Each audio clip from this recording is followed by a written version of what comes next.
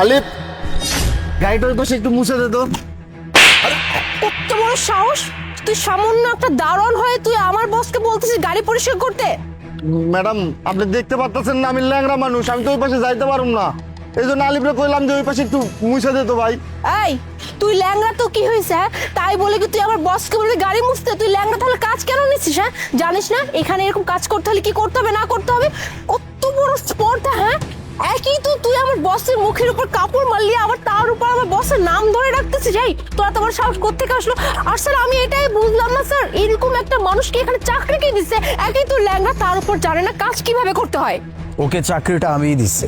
মানে স্যার, আপনি এরকম একটা ল্যাংড়াকে চাকরি দিচ্ছেন? মানে আমি কিছুই বুঝলাম না sir.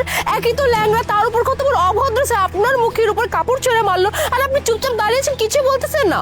For your kind information, আপনি যাকে সামান্য একজন দারোয়ান বলছেন, যার গায়ে আপনি হাত তুলছেন, যার সাথে আপনি খারাপ আচরণ করছেন, সে কিন্তু আর কেউ না, আমার ছোটবেলার বন্ধু। আর এই চাকরিটা ওকে আমিই দিচ্ছি। সর্বপ্রথম ওর সাথে খারাপ আচরণ করা আর ওর গায়ে হাত তোলার জন্য ওর কাছে আপনি ক্ষমা চাবেন। স্যার, আমি কেন ক্ষমা চাইবো স্যার? ও সর্বপ্রথম এখানকার দারোয়ান, হ্যাঁ, তার উপরও এত বড় অন্যায় করছে আর আপনি কিনা আমাকে বলতেছেন ওর কাছে সরি বলতে? আর হ্যাঁ, মানলাম যে ও আপনার ফ্রেন্ড, বাট সেটা ছোটবেলার ফ্রেন্ড ছিল, এখনকার না। স্যার, এখনকার আপনি স্ট্যাটাস দেখেন আর ওর অবস্থা দেখেন, কোনোভাবে কি ওর সাথে আপনার ফ্রেন্ডশিপ যায় স্যার? আমার ফ্রেন্ডের সম্পর্কে আর একটাও ফালতু কথা বলবেন, আমি কিন্তু এই মুহূর্তে আমার কোম্পানি থেকে আপনাকে বের করে দিব। ফার্স্ট অফ অল তার কাছে সরি বলবেন, নয়তো আমি আপনার জন্য টার্মিনেশন লেটার রেডি করব। মানে sorry or termination letter. Okay sir, I am sorry. Thank you. এখন আসি ওর যোগ্যতার কথায়। আপনি যাকে এত ছোট করে কথা বলছেন, তার সম্পর্কে আপনার কোনো আইডিয়া আছে? আজকে আপনি আমাকে বস বলে ডাকছেন কারণ আমার কোম্পানিতে আপনি জব করেন। আমার যেই কোম্পানি, এর থেকেও বড় কোম্পানি ওর নিজের ছিল। কপাল খারাপ যে ছেলেটা একটা রোড অ্যাক্সিডেন্টে তার পুরো পরিবারকে হারাইছে, এমনকি নিজের পা পর্যন্ত হারাইছে। নিজের পা হারাইছে, নিজের ব্যবসা বাণিজ্য সব কিছু সে দেখতে পারে নাই, এই জন্য লসে পড়ে হারিয়ে ফেলছে। আর এখন তার এই অবস্থা। একটা সময় সে তার সমস্ত বন্ধু বান্ধবের পাশে দাঁড়াইতো, যখন যার যেটা প্রয়োজন পড়তো ও সেইটাই করে দিত। কিন্তু যখন ওর খারাপ সময় আসলো, তখন ওর পাশে আর কেউ দাঁড়ায় নাই, আমি ওর পাশে দাঁড়াইছিলাম। ওর যত চিকিৎসার খরচ আমি নিজে করছি, ওকে সুস্থ আমি নিজে করছি। কিন্তু ওর পা আর কখনো ঠিক হওয়ার ছিল না, এটা কখনো ঠিক হবেও না। ওকে যখন বলছি তোর কোনো কাজকর্মের দরকার নাই, আমি তোকে বসায় খাওয়াবো, সে আমার কোনো কথাই শোনা নাই। সে আমাকে কি বলছে শুনবেন? আমি ওর পিছনে যত টাকা খরচ করছি, এই সমস্ত টাকাও আমাকে শোধ করে দিবে, কারণ বন্ধুত্ব এক জায়গায়, টাকা পয়সা অন্য জায়গায়।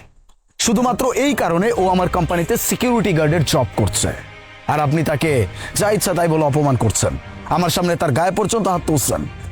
আপনি একটাবারও জানার চেষ্টা করছেন যে সে আসলে কে? ও শুধুমাত্র এখানে আমার টাকা শোধ করার জন্য জব করছে। ও আমাকে বলতেই পারে ও তো আমার বন্ধু। ম্যাডাম, আলিফ ঠিকই কইছে, ওই আর আমি ছোটবেলার বন্ধু। আর বন্ধুত্বর মাঝখানে তো বড় ছোট মানায় না, এই জন্য আমি এত কিছু ভাবি নাই। কিন্তু আসলে আমার বোঝা উচিত ছিল, ও এত বড় একটা কোম্পানির মালিক, ওরে যে আমি গাড়ি মুছে নেবো, আমার বলাটা ঠিক হয় নাই। Sorry sir, I am extremely sorry. Actually আমি তো জানতাম না স্যার ওনার ব্যাপারে। আমি তো ভেবেছি একজন দারোয়ান হয়ে তার এত বড় সাহস কি করে হয় যে আপনার মুখের উপর কাপড় মেরে বলতেছে গাড়ি পরিষ্কার করতে, আর এর জন্য আমি তার সাথে এত খারাপ ব্যবহার করছি। আসলে আমি তো জানতামই না যে উনি এত বড় মাপের কেউ একজন ছিল। যাই হোক স্যার, আমার অপরাধের জন্য প্লিজ আপনি মাফ করে দিবেন। আর আপনার কাছে আমি সরি বলতেছি, আসলে আমার উচিত হয় না শুরুতেই আপনার সাথে এতটা দুর্ব্যবহার করার। I am sorry. আরে যে তুই, তোকে আমি আর কতবার বোঝাবো? হ্যাঁ, আমি তোকে বলছিলাম না যে তোর কোনো কাজ করতে হবে না?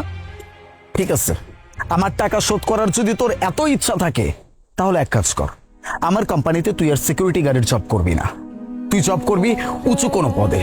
কারণ মানুষজন এখন শুধুমাত্র মানুষের পজিশন দেখে মানুষকে জাজ করে। তুই যে একজন সিকিউরিটি গার্ড, তোর সাথে এরকম খারাপ আচরণ কন্টিনিউয়াসলি হইতে থাকবে, সেটা আমি সহ্য করতে পারবো না। আজকের পর থেকে তুই আমার কোম্পানির ম্যানেজার পোস্টে জব করবি। তোর কিচ্ছু করতে হবে না, আমার টাকা শোধ করবি তো, জব করতে হবে তো, পরিশ্রম করতে হবে তো, তুই ম্যানেজার পোস্টে চাকরি করবি। এই সিকিউরিটি গার্ডের চাকরি আমি আর তোকে করতে দিব না, কথার যেন মাথায় থাকে। আচ্ছা ঠিক আছে, তুই যেমনে বলবি আমি তেমনি করুম।